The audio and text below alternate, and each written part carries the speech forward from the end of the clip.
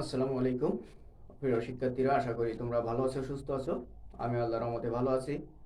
বিশ্বব্যাপী করোনা পরিস্থিতির কারণে স্বাভাবিক শিক্ষা কার্যক্রম পরিচালনা ব্যাহত হয়।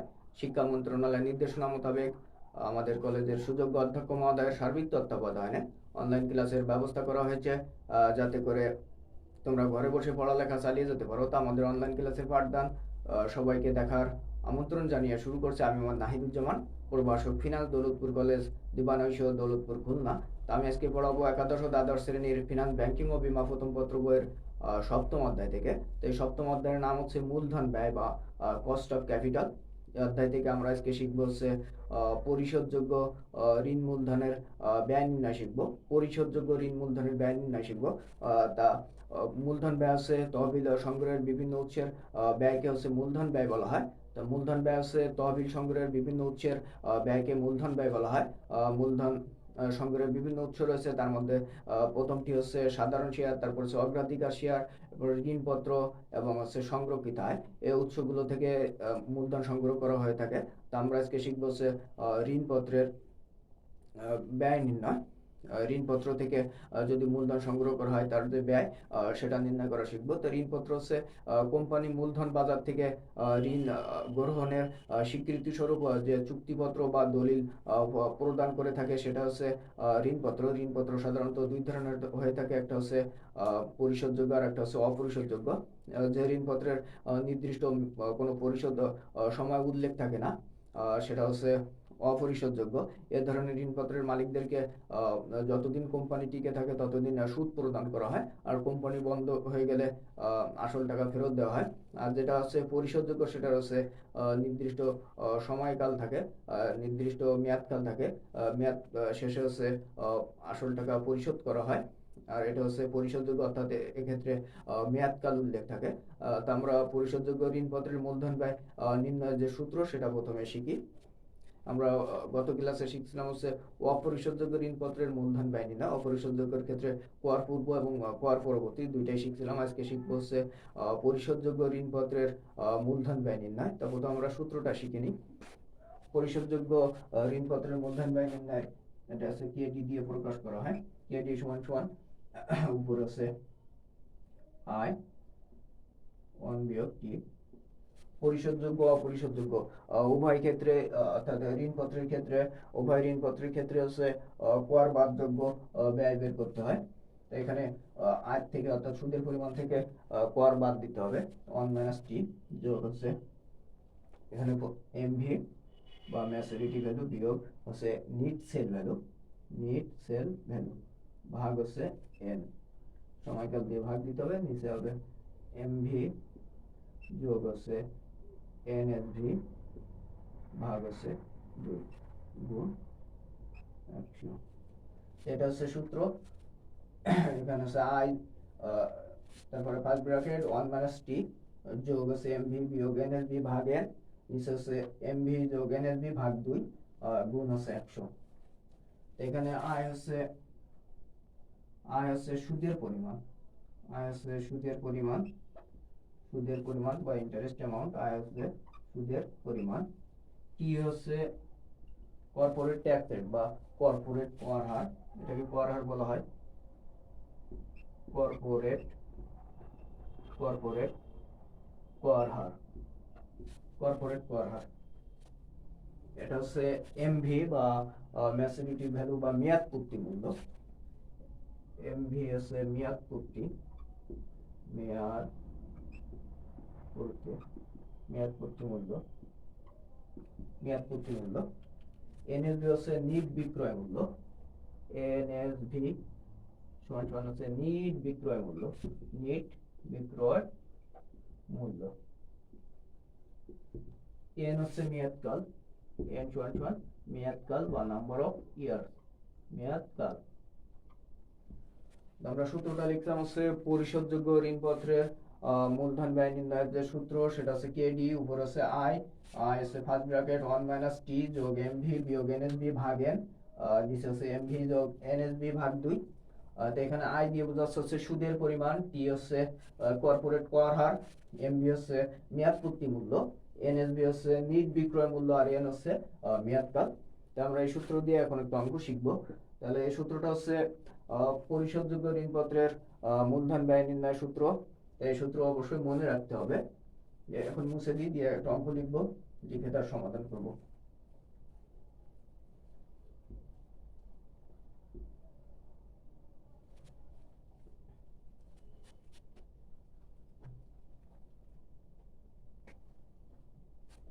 পদ্মা কোম্পানি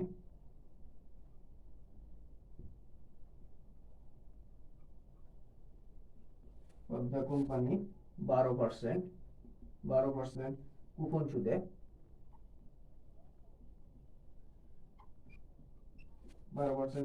5 বছর মেয়াদি 5 বছর মেয়াদি বন্ড 5,000 টাকা 5,000 টাকা লিখিত মূল্যে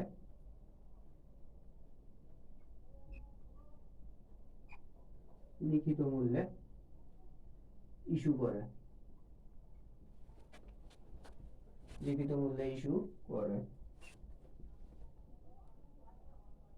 যার বাজার মূল্য হচ্ছে 4,700 টাকা। বাজার মূল্য 4,700 টাকা এবং ভাসমান ব্যয়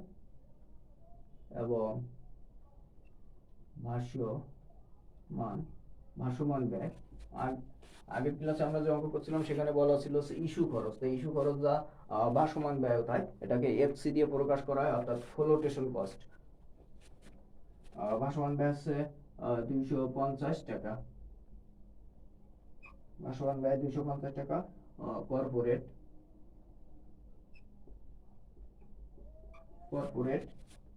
করের হার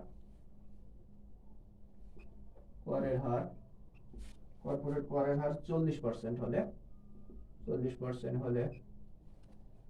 কর পরবর্তী ঋণ মূলধন ব্যয় নির্ণয় করো। কর পরবর্তী ঋণ মূলধন ব্যয়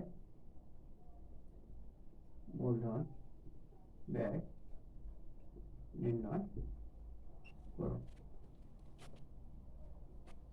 এখানে বলা আছে পদ্মা কোম্পানি 12% কুপন সুদে 5 বছর মেয়াদি বন্ড 5,000 টাকা লিখিত মূল্যে ইস্যু করে, যার বাজার মূল্য হচ্ছে 4,700 টাকা এবং ভাসমান ব্যয় হচ্ছে 250 টাকা।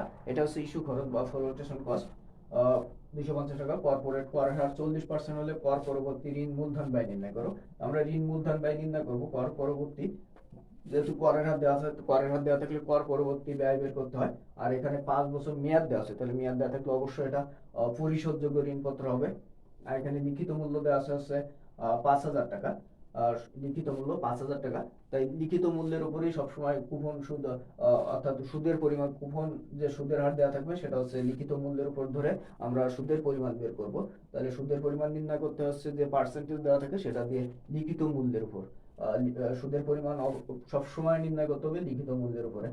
তা আমরা প্রথমে সূত্রটা লিখি যে পরিশোধযোগ্য ঋণপত্রের মূলধন ব্যয় নির্ণয়ের যে সূত্র আমরা একটু আগে যে শিখলাম ওই সূত্রটা এখন লিখি। তা আমরা জানি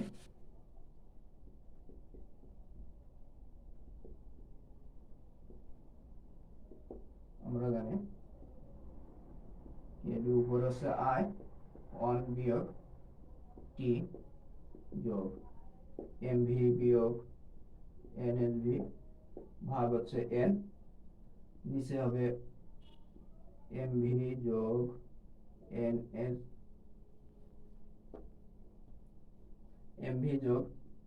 এনএসভি তার ভাগ হবে 2 দিয়ে, গুণ হচ্ছে 100। আমরা সূত্রটা লিখলাম। এখন এখানে যে মানগুলো দেওয়া আছে সেগুলো এখানে বসাতে হবে। এখানে যে মানগুলো দেওয়া আছে এখানে লিখি। এখানে লিখিত মূল্য দেওয়া আছে হচ্ছে 5,000 টাকা। লিখিত মূল্য ফেস ভ্যালু হচ্ছে 5,000 টাকা। লিখিত মূল্য দেওয়া আছে, আমরা সুদের পরিমাণ সবসময় লিখিত মূল্যের উপর নির্ণয় করব। তো সুদের পরিমাণ নির্ণয় করি। সুদের পরিমাণ সুদের পরিমাণ বড় আয়, বড় হাতের আয়, ক্যাপিটাল লেটারের আয় হচ্ছে 5,000 12%। 5,000 গুণ 12%, তো 5,000 উপর যদি 12% করা হয় তাহলে টাকা আসে হচ্ছে 600 টাকা। ক্যালকুলেটর দিয়ে করতে 600 টাকাই আসবে।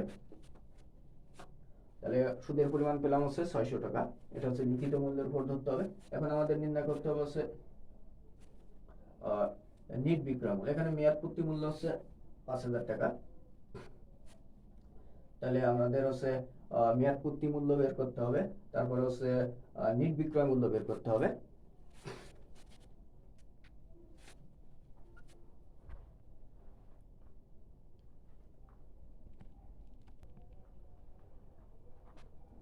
তাহলে এই লিখিত মূল্যটাই হচ্ছে মেয়াদ পূর্তি মূল্য। তাহলে মেয়াদ পূর্তি মূল্য হচ্ছে মেয়াদ পূর্তি মেয়াদ পূর্তি মূল্য এমভি সমান সমান 5,000 টাকা। লিখিত মূল্য যেটা সেটা হচ্ছে মেয়াদ পূর্তি মূল্য। তাহলে আমরা এখানে আয়ের মান পেলাম, টির মান অবশ্যই দেওয়া আছে, নিচে দেওয়া আছে। তো আমরা মেয়াদ পূর্তি মূল্য হচ্ছে 5,000 টাকা, হচ্ছে নিট বিক্রয় মূল্য বের করব।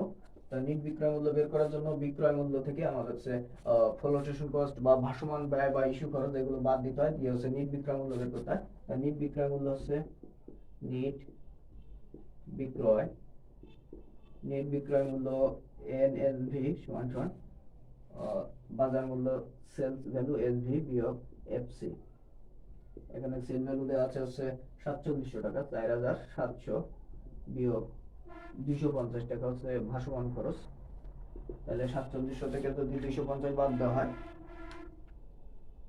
4,700 বিয়োগ হচ্ছে 250, তাহলে 4450 হয়। 4450 টাকা পেলাম হচ্ছে আমরা নিট বিক্রয় মূল্য। তারপর হচ্ছে মেয়াদকাল এখানে 5 বছর দেওয়া আছে। মেয়াদকাল এন সমান সমান হচ্ছে 5 বছর। কর হার দেওয়া আছে হচ্ছে 40%। কর্পোরেট কর হার টি সমান সমান হচ্ছে 40% বা 0.40। এটাকে 100 দিয়ে ভাগ দিলে হচ্ছে 0.40। আমাদের নির্ণয় করতে হবে হচ্ছে কর পরবর্তী ঋণ মূলধন ব্যয়। কর পরবর্তী ঋণ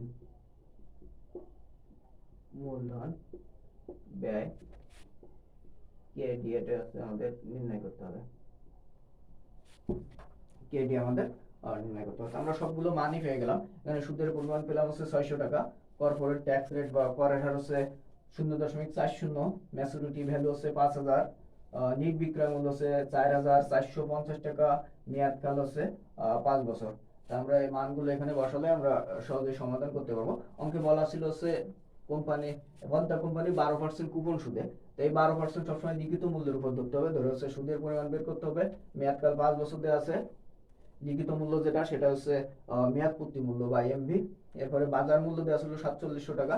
নিট বিক্রয় মূল্য এটাই হতো যদি এখানে ভাসমান খরচ দেওয়া না থাকতো। তা ভাসমান খরচ যেহেতু দেওয়া আছে, তাহলে বিক্রয় মূল্য থেকে ভাসমান খরচ বাদ দিয়ে আমরা নিট বিক্রয় মূল্য বের করলাম। আর করের হার 40% দেওয়া আছে। তো আমরা মানগুলো এখানে বসাই নিলাম। এখন সূত্রে যদি মানগুলো বসানো হয় তো অঙ্ক সমাধান করতে পারবো। তা সুদের পরিমাণ আমরা পেয়েছি হচ্ছে 600 টাকা, এখানে 600 বসালাম। এখানে হচ্ছে 1 বিয়োগ 0.40 যোগ ম্যাচুরিটি ভ্যালু হচ্ছে 5,000 বিয়োগ হচ্ছে নিট বিক্রয় মূল্য সেটা হচ্ছে 4,450 ভাগ এন হচ্ছে মেয়াদকাল 5 বছর। নিচে হবে হচ্ছে 5,000 যোগ 4,450, এটাকে ভাগ দিতে হবে 2 দিয়ে, গুণ হচ্ছে 100। উপরে থাকে হচ্ছে এখানে হচ্ছে 600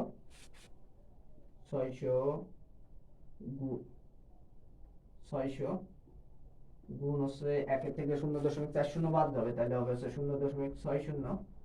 এখানে যোগ 5,000 থেকে বাদ যাবে হচ্ছে 4,450। 5,000 বিয়োগ হচ্ছে 4,450, তাহলে 550 থাকে। 550, সেটাকে ভাগ হবে হচ্ছে 5 দিয়ে, 550 ভাগ হচ্ছে 5, নিচে থাকতেছে 5000, নিচে থাকে 5000 যোগ হচ্ছে 4450, তাহলে মান আসে 9450 ভাগ হচ্ছে 2 গুণ হচ্ছে 100। তাহলে এখন 600 গুণ হচ্ছে 0.60, 600 গুণ 0.60, তাহলে মান আসে হচ্ছে 360, 360, আর এখানে 550 কে ভাগ দিতে হচ্ছে 5 দিয়ে, 550 ভাগ হচ্ছে 5, তাহলে থাকে 110, নিচে 9450 কে ভাগ দিব হচ্ছে 2 দিয়ে, 9450 ভাগ হচ্ছে 2, তাহলে নিচে থাকে হচ্ছে 4725 গুণ হচ্ছে 100। তো উপরে যে মান দুটো আছে এই দুটো গুণ করি, যোগ করি, 360 যোগ হচ্ছে 110, এর উপরে থাকে হচ্ছে 470, 470 নিচে হচ্ছে 4725 গুণ হচ্ছে 100। আমরা 470 কে ভাগ দেবো হচ্ছে 4725 দিয়ে, তাকে হচ্ছে 100 দিয়ে গুণ দেবো, তা 470 ভাগ হচ্ছে 4725 গুণ হচ্ছে 100, তাহলে মান আসে হচ্ছে 9.95, 9.95%। আমরা নির্ণয় করলাম হচ্ছে পরিশোধযোগ্য ঋণপত্রের ক্ষেত্রে কর পরবর্তী ঋণ মূলধন ব্যয়। তা পরিশোধযোগ্য কোন সময় বুঝবো? যে সময় মেয়াদকাল দেওয়া থাকে। অঙ্কে মেয়াদকাল দেওয়া আছে, আমরা আগের ক্লাসে যে অঙ্ক করছি সেখানে মেয়াদকাল দেওয়া ছিল না, তাহলে মেয়াদকাল না দেওয়া থাকলে সেটা হচ্ছে অপরিশোধযোগ্য হয়, মেয়াদকাল দেওয়া থাকলে পরিশোধযোগ্য হয়। যদি করের হার দেওয়া থাকে তাহলে কর পরবর্তী ব্যয় নির্ণয় করতে হবে, আর করের হার দেওয়া না থাকলে কর পূর্ববর্তী ব্যয় নির্ণয় করতে হবে। আর আমরা যে সময় সুদের পরিমাণ নির্ণয় করব সে সময় সব সময় যে কুপন সুদের হার দেওয়া থাকে সেটা হচ্ছে সবসময় লিখিত মূল্যের উপর ধরে হচ্ছে আমরা সুদের পরিমাণ নির্ণয় করব। আর যেটা লিখিত মূল্য সেটা হচ্ছে মেয়াদ পূর্তি মূল্য, আর বাজার মূল্য যেটা দেওয়া থাকবে সেটা হচ্ছে নিট বিক্রয় মূল্য হবে।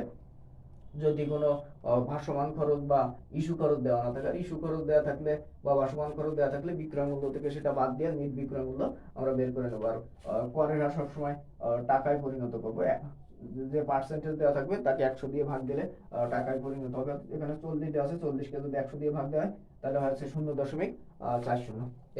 এভাবে আমরা খুব সহজেই পরিশোধযোগ্য হোক অপরিশোধযোগ্য হোক আমরা ঋণপত্রের ব্যয় নির্ণয় করতে পারবো। কিন্তু আমাদের সূত্রটা মনে রাখতে হবে।